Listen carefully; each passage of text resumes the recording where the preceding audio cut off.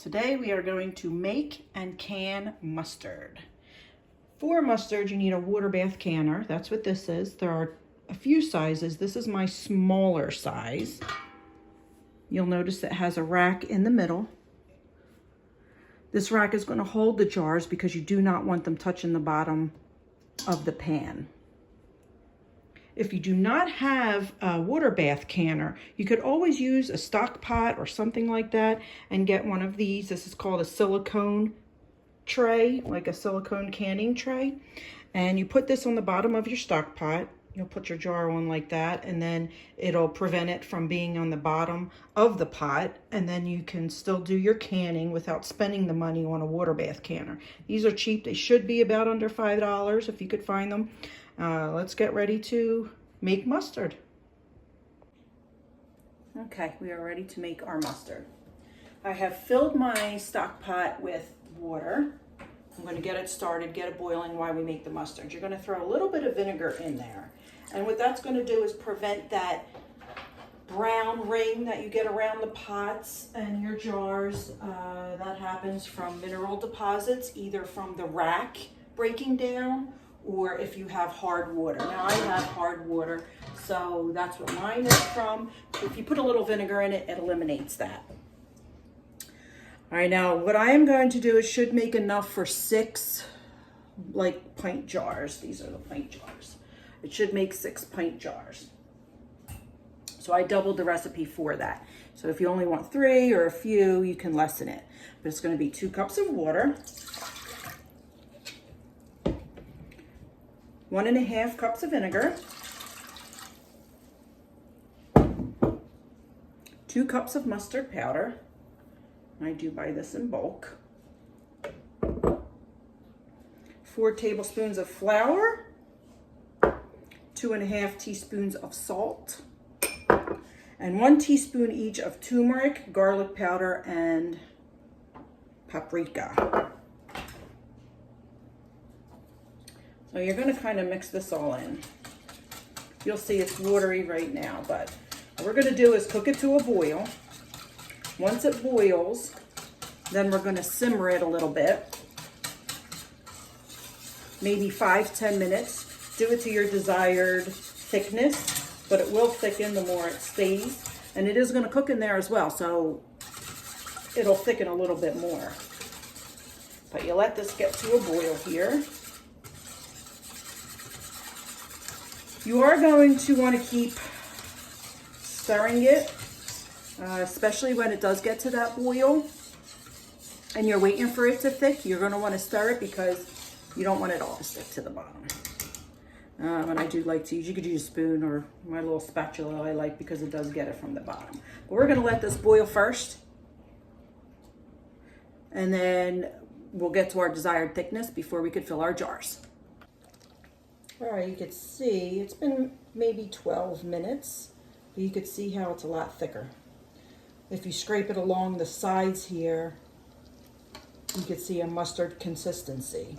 It will thicken as it sits. It will thicken a little bit more as it continues to cook, but you're going to continually stir it like this while it's in that simmer stage, just so you don't have it stuck to the bottom. We are ready to can. So you're going to want to use, let me get my, where did I put it? You are going to want to use your, sorry guys, jars that are, I'm going to move this so it doesn't stick to the bottom. Jars that are sanitized and clean. I had already done that and sanitize them. When you're pouring it, you're going to want to leave headroom in here. So usually up to this line here, you need to leave some space. Now, I believe this recipe calls for like 6 jars, but it actually does not look like I'm going to get 6 jars, but we'll see. You're going to be able to can in the water bath canner things that have vinegar in it, pickles, relish, mustard, things that are tomato based or tomatoes, things like applesauce, apples, you know, some fruits, and jams. all that kind of stuff you can water bath can. And then you'll need a pressure canner for things like meat, soups, meals, most of your vegetables. Let me move this over. You need to kind of get these on the grates pretty. All right, so it looks like I only got maybe 4 jars out of it. I'm going to fill these a little bit higher because I'm not quite up at the line and I don't have enough to make another full jar. But after you do this, you need to wipe your rims because you need the lid to stick. So, let me just move this out of the way. Oh, you know what? I skipped a step right here. You want to get the air bubbles out, non-metallic. So you can use that silicone spoon that I had. It's just large. I like to use these little skewer sticks because they're wooden and it does a pretty good job. And they're easy and you get a whole bunch and then I could just throw them away. But the jar is going to be hot, so be careful. But you're going to want to clean your rim on every single jar. Even if it looks like there is nothing on it, you're going to want to still clean it. Now me, I'm, as you can see, messy. I even already spilled mustard on my shirt. All right, once you have that, you're going to put your lid on. Again, these are also going to have to be cleaned, and mine already are. And as you can see, my water is already boiling over here, which is why we started. So now you're putting hot jars into hot water. You're just going to do hand tight. You're not going to over tighten these guys.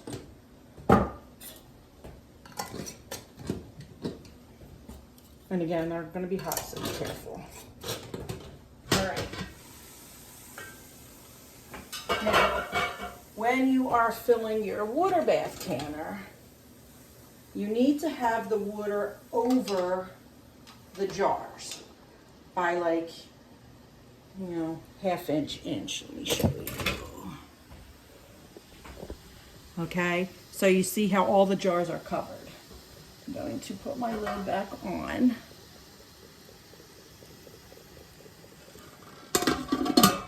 Now your time does not start until your water is boiled. So mine is boiled, but I am going to let it boil a little bit more before I start the time.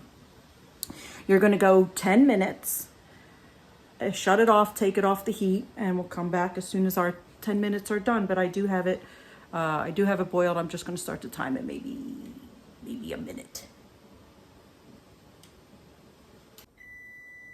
Okay, time's up.